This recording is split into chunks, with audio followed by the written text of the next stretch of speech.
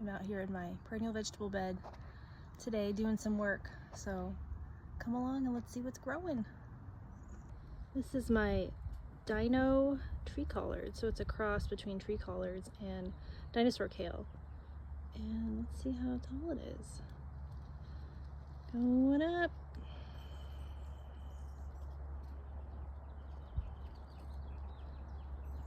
Starting to flower. These little buds are delicious. You can cook them up just like broccoli.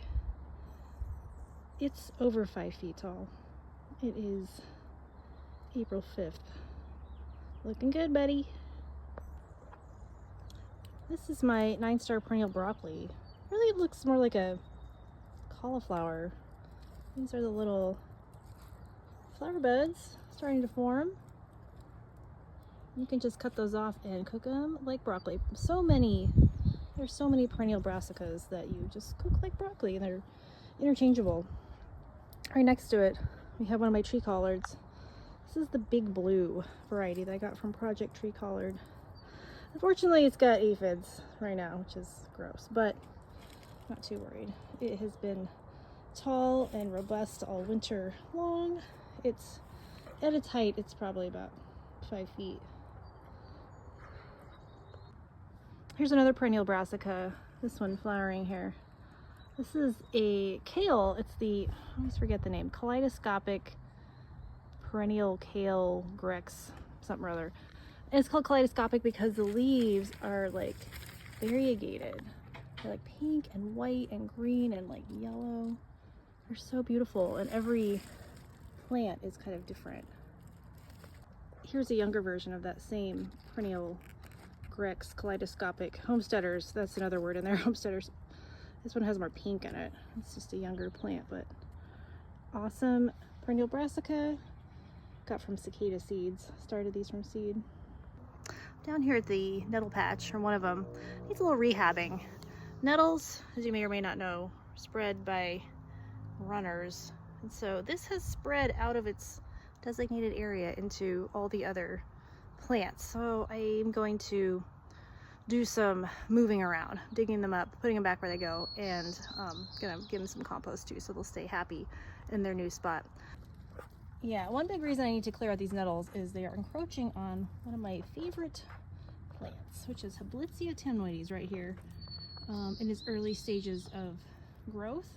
Each one of these little rosettes that is coming out here is gonna become a long vine and climb up this fence. You can see all these little dead vines from last year, and these little fluffy bits, those were the flowers and the seeds. And it went all the way up and flopped over the top of this fence. Easily 10 feet long vines. Awesome plant. So that's my main big oldest plant here. Next to it, I had another one the same age, but it got eaten by voles, sadly. But I have another baby that was a volunteer nearby, and I transplanted it back into its spot next to its big friend here. So we're just gonna have to clean up some of these nettles. It's in the sochan too. You can see they're all mixed up. This oregano, which is okay, but I don't really want it here. So I realized I forgot to show the after of this nettle patch that I worked on yesterday. So you can see here, there's the Habilitia temnoides, and there's some strawberries. And I even discovered there's a little good King Henry in here. That was exciting. So I tried my best to get the nettles out of the sochan and out of all this area and from behind that fence where it liked to go. And I want them over here. I need to get like a rhizome barrier, but I just kind of piled them up under there. And then I had another plant that I just stuck on top, and this is chicken manure compost on top. I was kind of rough with them. I just sort of threw them in there. I am not too worried. Nettles are robust and will come back, and there's still some back there. But yeah, man, I wore gloves, but I wore short sleeves, so my arms were like covered in welts. Whoopsies. Anyway, that's the after.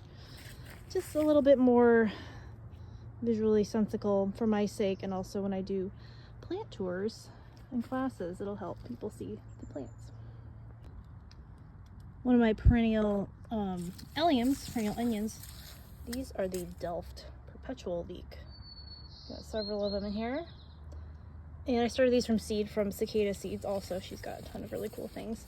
And honestly, at the beginning, I was skeptical. They looked pretty bad and small. And I was like, oh, what am I doing wrong? But they lived, and they are growing bigger and bigger. So my understanding is that you don't, if you pull these out, obviously they're not going to be perennial. If you take the whole plant out, it will no longer grow. But you cut the base, and then it resprouts, and it will also send up more shoots around each plant. So very cool, and looking more like the standard annual leek that you buy in the store than the other kind of perennial leek, which I got from One Green World some years ago, which is perfectly fine, but it's not fat and sassy like these. Here's another awesome perennial brassica. It looks honestly more like some kind of dandelion or even like lettuce or something, but it is in the brassica family. This is Turkish Rocket, and it's still in its leafy stage right now, but soon, pretty soon, it will start sending up flower buds, which are the part they eat, just like broccoli. Again, so many broccoli analogs in the perennial vegetable world. And the flowers are really pretty, just like yellow flowers. Again, very unproblematic, just kind of does its thing each year. Starts pretty easily by seed.